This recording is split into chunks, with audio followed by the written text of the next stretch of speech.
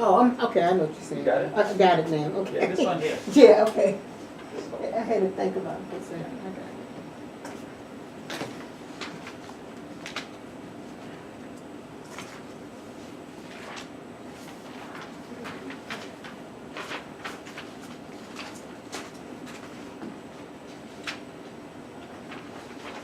Okay, internally,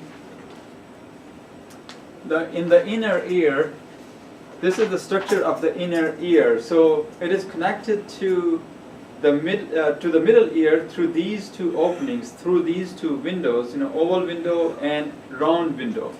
Oval window is to bring in the signal, to bring the sound waves from the middle ear through those three structures, three bones. So when sound waves are received, those three bony structures actually receive that signal, they vibrate.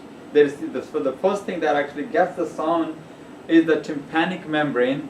So it vibrates, transfer that signal to the first part of the middle ear, which is malleus, and then after that is incus. So the signal is getting transferred from malleus, incus to stapes, and then eventually it actually is passed on through this oval window to the inner ear.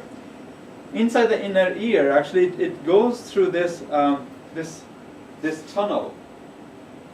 This tunnel of this cochlea, and inside each of those tunnels, there are actually three areas. This top area and lower area. Without going into too much detail about the anatomy here, these two areas are filled with fluid.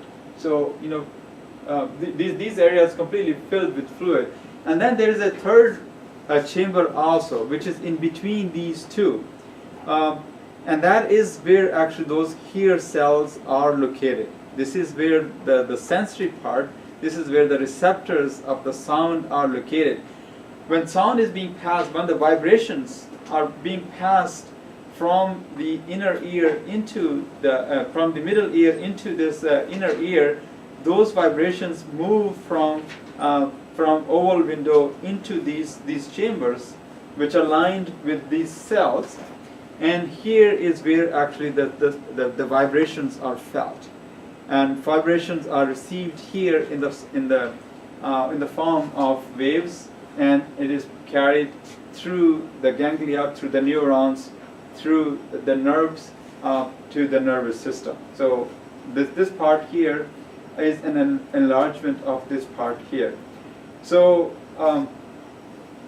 these cells which are located here, these here cells, along with some other supporting cells, are the cells which are receptors from the sound. So sound is going through these chambers inside and is being picked up by these cells, and eventually it is completely dampened here. It moves through this kind of tunnel, comes to this area here, the round window, and it kind of is dampened, meaning it just disappears there. So it has been received here, and then it kind of disappears here. So these hair cells are just kind of very similar types of hair cell that we've seen before. Their endings are very small, sensitive endings. They have these enlargements in the form of these microvilli, which are very tiny extensions of the cells themselves. So and these are sensitive to light. So sensitive to sound. Sound waves, as they pass through that, stimulate these microvilli, and that sends an actual potential through these axons to the nervous system, and then we can understand and we can perceive that sensation of sound.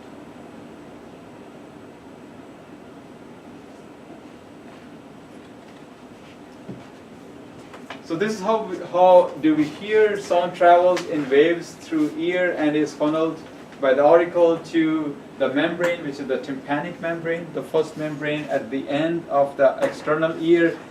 Tympanic membrane vibrates because sound waves are in the form of vibrations. So it vibrates and the sound is amplified by malleus, incus, and stapes, which transfer them to the oval window. So it basically goes to the end of the middle ear, and from the oval window, those sound waves continue to be moved into the inner ear, which is the first part of that is cochlea, and then vibrations that carry through the lymph, which is the fluid inside the cochlea, causes these membranes to vibrate when vibrations are still kind of moving in the cochlea now.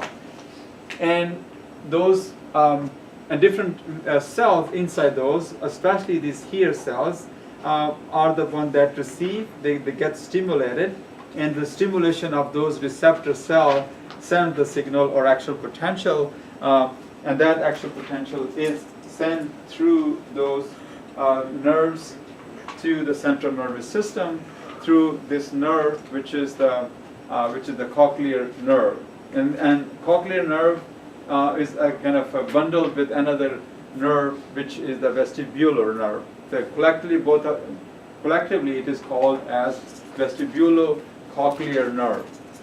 So the pathway is shown here again.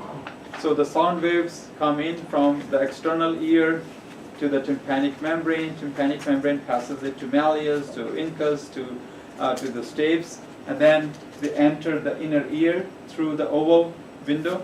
And inside the oval window, it goes through the cochlea, and those are in the form of those vibrations or waves are moving through, and where the sensation is received is in this area, which are present in the form of those hair cells which are attached to those neurons, receive the signal and send it to the nervous system.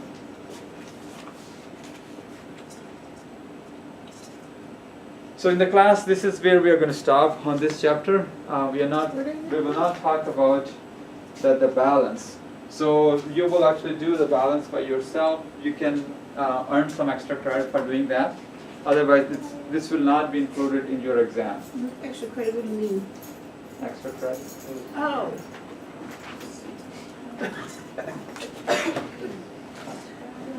Describe the mechanism of sense balance.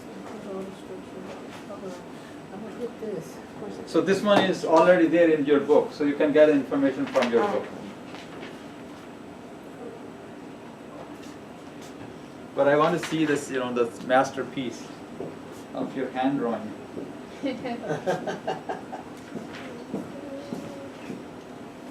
So this will help you to at least understand, even though you are not responsible for doing this for your exam, but you should know, how balance of the body is maintained. Don't take it off yet. The camera's not working.